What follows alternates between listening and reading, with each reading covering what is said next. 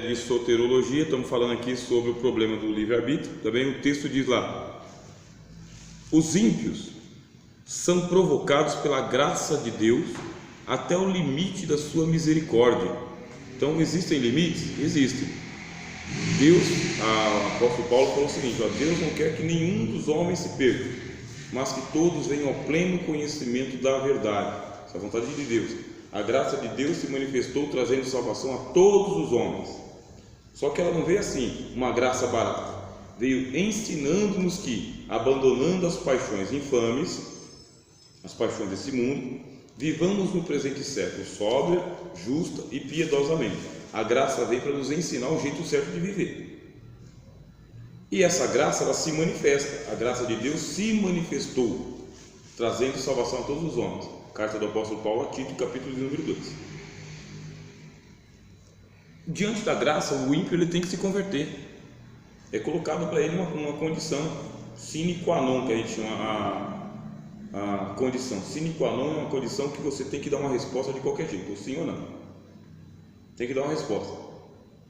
Aí o que faz Deus para provocar a resposta? Deus envia a graça. Aonde abundou o pecado, superabundou a graça. Então Deus começa a agraciar a pessoa. Agracia com a vida, dá vida para ela, saúde, pai, mãe, casa, chuva, sol, alguém para cuidar.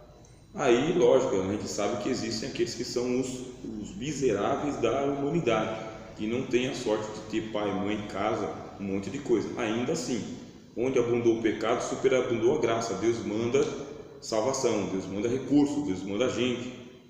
Deus vai mostrando a graça dele. E quanto mais abundante é o pecado, maior é a graça. E o que faz o pecado?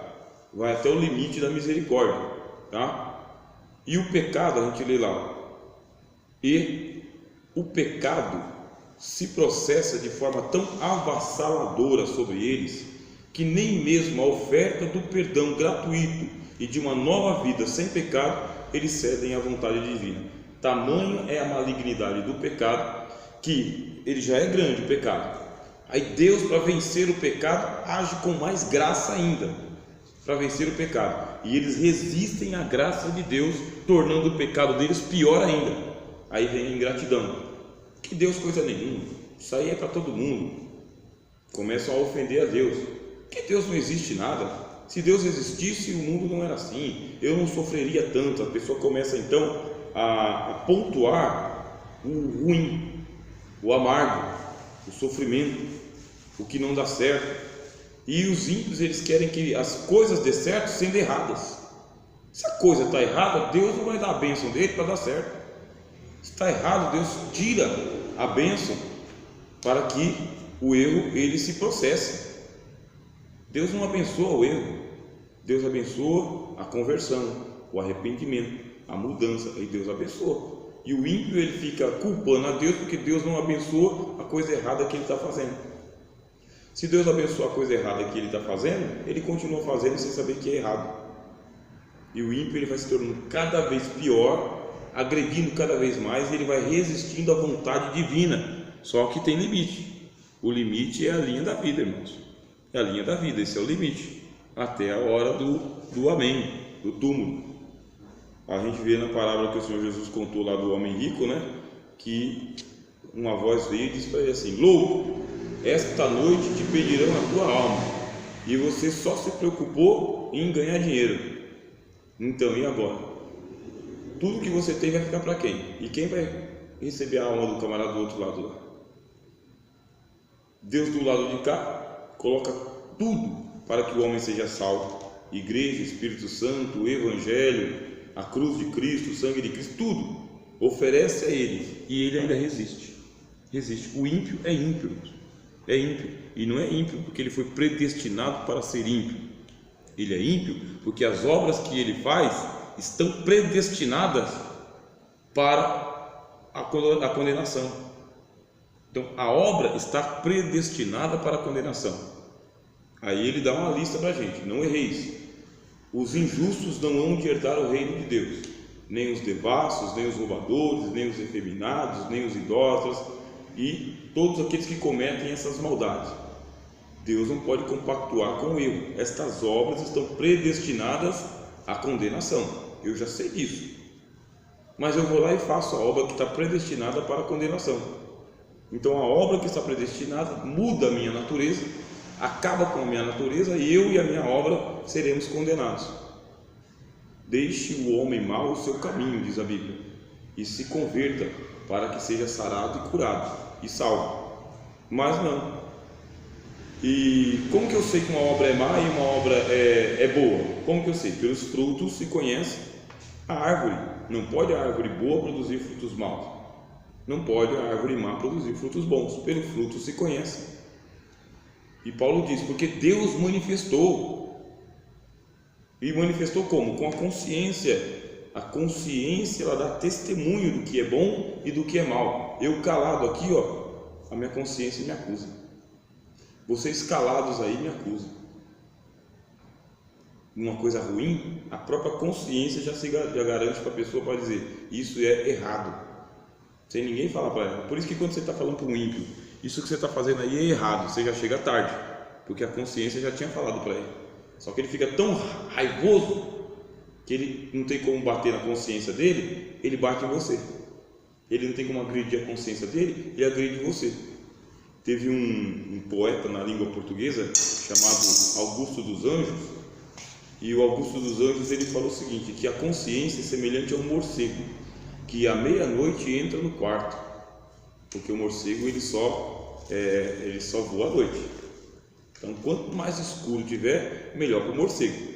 E o que é a consciência? A consciência é aquela voz que quando você coloca a cabeça no travesseiro, pai na sua cabeça, ele tira o sono, ele tira o sossego. Essa é a consciência.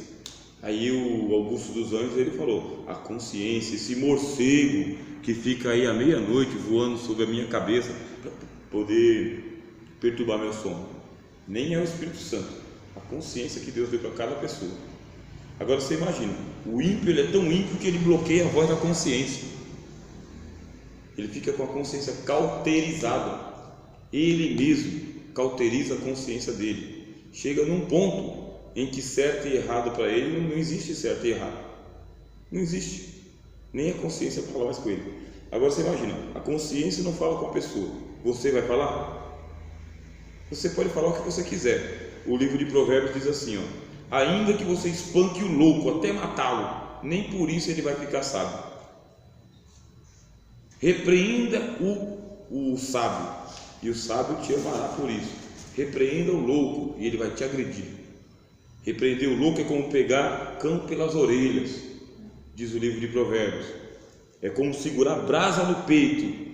Você segurar a brasa no peito, você não vai se queimar? Vai se queimar. Segurar o cão pelas orelhas, ele não vai te morder? Vai te morder. Então a gente tem que evangelizar as pessoas e lembrar o que o Senhor Jesus falou: eis que vos envio como ovelha no meio dos lobos. É assim. Portanto, simples como as pombas, uma natureza mansa de pomba, mas com a prudência de uma serpente. Ao homem herege, depois de uma e duas admoestação, evita-o, sabendo que o tal está pervertido e por si mesmo fica pecando, e sobre eles não dormita a sua perdição, diz a Bíblia. Quer dizer que eu vejo que de vez em quando nós evangélicos brasileiros, a gente é muito ingênuo, a gente brinca com esse povo ímpio, e é um povo perverso, ruim, maligno e maldoso, e você quer levar para a igreja, quer levar até para a tua casa, para dormir na sua sala lá. Quando chega de manhã, foi roubada a casa inteira se você não foi morto, estuprado. Muito ingênuo, sabe? A gente quer dar salvação para o Fernandinho Beiramar, aí ouve ele falando, Fernandinho Beiramar, eu sou contra a pena de morte. Aí eu fico pensando, eu acho que não leu a Bíblia muito bem, porque se ler a Bíblia muito bem, verá que a Bíblia manda matar o ímpio. Mas eu sei que alguns ímpios se converteram, eu sei que alguns ímpios deixaram o mau caminho, se tivesse havido pena de morte ele tinha sido morto, mas esse é alguns ímpios, a vasta maioria volta para o crime, a gente está cheio de ver o pessoal que volta para o crime, quase não tem recuperação. Assassino tem índole de assassino, dificilmente muda, dificilmente. E a Bíblia manda matar mesmo, tá? Tanto no Antigo Testamento quanto no Novo. Paulo fala o seguinte: olha, queres tu não temer a lei? Faz a justiça, porque se você fizer o mal, ela não vai levantar a espada à toa. Quer dizer que no tempo do apóstolo Paulo havia pena de morte. O próprio Cristo sofreu pena de morte. Mas esse é um assunto controverso. A gente vai ter que estudar isso aí um pouquinho mais sobre ética. Mas eu sei que existe uma teologia bíblica que fala que o ímpio ele tem que pagar pelo que ele fez. Vai se arrepender? Vai se arrepender. Vai se converter? Vai aceitar Jesus? Vai. Mas perante o Estado vai ter que pagar também. O que acontece é que nós estamos passando mão na cabeça de muita gente, e isso vem para o nosso evangelicalismo. Por que nosso evangelicalismo? Porque a gente traz as pessoas de má índole, desconvertidos, para o convívio da comunidade cristã. Desconvertido, picareta, ladrão, homicida, pedófilo, estuprador, traz todo mundo para dentro da igreja. E aí a gente é ingênuo e começa a passar a mão na cabeça das pessoas, dá até o púlpito para ele sem ele estar convertido. Então eu tenho um conhecido, por exemplo, que ele levou um psicopata para dentro da casa dele. O conhecido me contou a história, né? E era um pastor muito dócil, pastor muito manso. Levou um desconvertido para dentro da casa dele, e o camarada pegou uma machadinha, matou o pastor, uma machadinha. Quer dizer, a igreja perdeu o pastor e não ganhou ninguém para Jesus. O pastor foi para a eternidade como tem que ir. Então a gente não tem que tratar o pecador alisando a índole dele, sabe? O ímpio alisando, não, tem que converter. E a conversão é um processo doloroso. Quanto pior eu sou, mais doloroso fica. É um processo doloroso. O evangelho é para poder entrar lá, na divisão entre a alma e o espírito. É um novo nascimento, é arrancar a natureza do pecado e colocar o Espírito Santo. E depois que o Espírito Santo entra na gente, é uma vida inteira de sofrimento para o Espírito Santo, porque o germe do pecado está lá. Aí vem tristeza sobre o Espírito Santo, resistência sobre o Espírito Santo, até ofensa contra o Espírito Santo. Então a gente escreveu aqui para os irmãos verem o seguinte: que o pecado foi tratado por Deus com rigor. Com rigor, não é o rigor evangélico das nossas igrejas evangélicas, não. Com rigor o pecado foi tratado, com o Filho sendo crucificado, morto e descendo até a mansão dos mortos, e só ressuscitou ao terceiro dia. Pecado é pecado, mata e leva para o inferno. Leva para o inferno. A religião não pode fazer nada, é só casca, só casca. E o novo nascimento ele acontece mediante muitas lágrimas. É lágrima diante do pecado. Um pecador que aceita Jesus e não chora por ser pecador, esse aí está tendo uma experiência, mas o pecado tem que causar lágrimas, uma dor profunda, uma coisa assim horripilante para um crente pecar. É horripilante, não dá para conviver. Então a gente está assim um pouco ingênuo com o movimento evangélico, e tem muita gente vigarista se aproveitando dessa nossa ingenuidade. Quando pensa que não, a gente está aí pagando um prejuízo grande. Então tem que tratar com toda a misericórdia que eu falei com os irmãos nas primeiras aulas, né? Muita misericórdia, extrema misericórdia, mas com muita prudência também, bastante prudência, extrema prudência, porque o pecado não se brinca mesmo. A gente lê aqui, ó: assim Deus mostra a nós que mesmo diante da ampla defesa e da absolvição eterna, olha só, os ímpios não querem uma vida ao lado de Deus no mundo de Deus.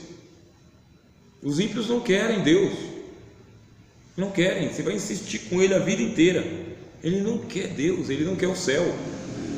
Eu vou até fazer uma ironia, ele diz assim: Deus me livre de ir para o céu. Ele não quer o céu, porque se ele for para o céu, lá ele terá que amar a Deus e as pessoas a quem Deus ama, e ele não quer amar as pessoas que Deus ama. Ele não quer uma comunhão. Nem acredita. Ele não quer acreditar nesse Deus que oferece o próprio Filho. Então, todos os recursos de ampla defesa que Deus poderia dar estão aqui. Deus entregou, ampla defesa mesmo. O Filho do Homem não veio ao mundo para condenar o mundo, mas para salvá-lo. Longanimidade, misericórdia, benignidade, amor, reconciliação, O apóstolo Paulo, ele escreve a segunda carta aos Coríntios, capítulo 5, ele fala: Deus colocou em nós o evangelho da reconciliação. E no capítulo 4 ele fala o seguinte: e colocou a nós apóstolos como espetáculo dos homens e dos anjos, lixo da terra. Deus entregou para a igreja apóstolos, profetas, evangelistas, pastores e doutores. Tudo está ao alcance dos ímpios e dos pecadores. As portas da igreja estão abertas. Nós somos expostos ao vitupério por causa deles, aguardando que se arrependam. Mesmo diante de tudo isso, eles não querem comunhão com os santos. Eles não querem. O ímpio é ímpio porque quer ser ímpio. Tudo concorda para ele ser ímpio, e ele não se deixa vencer, irmãos. Não se deixa vencer. Aí, como ele não se deixa vencer pelo evangelho, tem uma hora que ele volta e te ataca. E é por isso que a igreja tem que ter disciplina, por isso que a igreja tem que ter ordem, por isso que a gente tem que ter a prudência dos santos, porque afinal de contas nós somos guardiães da palavra de Deus, guardiães do evangelho. Nós somos os santos do Senhor, mas a gente luta pela salvação. Paulo fala assim, processai a vossa salvação com todo temor e tremor. Então quem processa a salvação sou eu. Processai a vossa salvação. É um processo. Então processai a vossa salvação com todo temor e tremor. E por quê? Aí depois Paulo fala a Timóteo: olhando por ti mesmo e pela doutrina. Por ti mesmo e pela doutrina. Porque tem muito crente perdendo a salvação porque os ímpios não querem ser salvos. Não um monte de crente: se ele não for, eu também não vou. Se for para servir a Deus assim, eu não vou servir. Enquanto Deus não fizer a obra na vida daquela pessoa, eu também não vou servir não. Aí vai aquela pessoa para o inferno e leva o crente também. Aí vale o ditado que diz o seguinte, ditado não, palavra do apóstolo Paulo aos Coríntios, capítulo 7. Donde sabes, ó mulher, que salvarás o teu marido? Donde sabes, ó marido, que salvarás a tua mulher? O apóstolo Pedro perguntou para Jesus: e esse, Senhor, o que vai ser dele?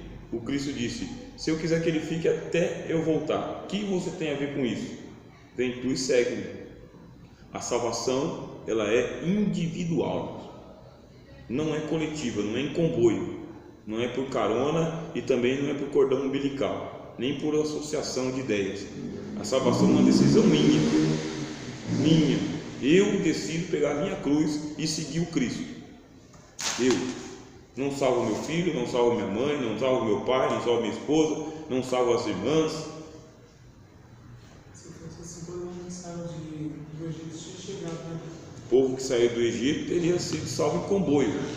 Então, morreram também. E o Moisés correu o risco da berlinda também. Então nós estamos numa situação que é o seguinte: nós faremos de tudo, como disse o apóstolo Paulo, escrevendo aos Romanos, capítulo 10.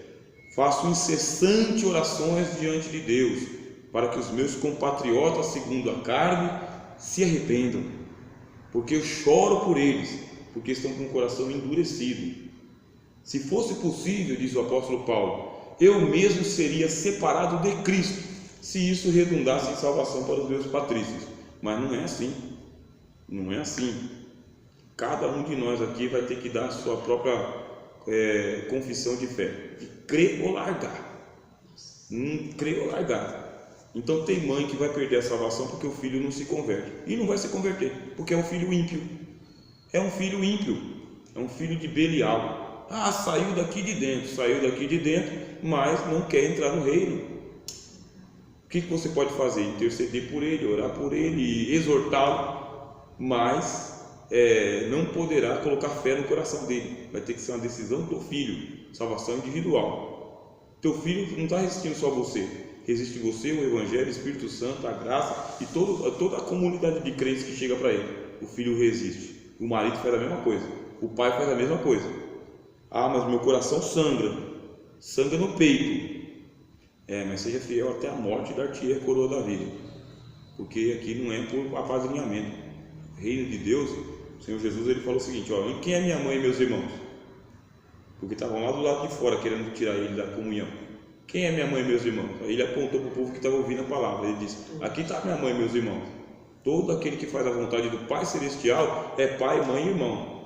Aquele que amar pai mais do que a mim, não é digno de mim. Quem amar filho mais do que a mim, não é digno de mim. Quem amar esposa ou bens acima de mim, não é digno de mim. É por isso que eu gosto do hino Castelo Forte do Martinho Lutero. Ele diz exatamente, né? Que ainda que ele tenha que perder família, bens, mulher, embora a vida vá, por nós Jesus está e nos dará o seu reino. Então perco desse lado, mas encontro do outro. Nós encontramos do outro, porque quando a gente chega do outro lado, as coisas mudam. Então do lado de cá a gente labuta para salvar todos os nossos entes queridos, labuta com orações, igual fez o Jó fazia certo. Os filhos iam banquetear, faziam mal gandaia e blasfemavam contra Deus no coração. Aí o Jó ia lá e oferecia sacrifício por todos eles. Se o Jó não tivesse feito aquilo, tinha tudo ido para o inferno, porque um dia estavam lá no banquete, lá na balada, cerveja para um lado, música para o outro, e veio fogo e a casa caiu para todo mundo. Se o Jó não fosse lá o que sacrificava pelos filhos, estava tudo perdido. Então Jó salvou a vida dos filhos dele, oferecendo um sacrifício por eles. Só que eles mesmos faziam sacrifício por eles? Não faziam. Então o que nós fazemos? Oferecemos um sacrifício pelos nossos filhos. Que sacrifício você vai oferecer pelo seu filho? Você vai pegar o Cristo, tá? Você vai pegar o Cristo, o sacrifício do Cristo, e você vai falar: Senhor Deus, aqui está o sacrifício do teu filho pelos meus filhos. Recebei-o, tem misericórdia do meu filho, salva minha filha, salva meu filho, salva meu marido, salva minha mãe. Oferece a Deus o sacrifício do Calvário e deixa na mão de Deus. Não pode fazer mais nada. Não pode fazer mais nada. Aí, se Deus pode ter misericórdia e salvar agora, como enquanto você está vendo, ou então na eternidade a gente se encontra. Agora, se nem isso for o suficiente, meus irmãos, não tem nada que a gente possa fazer.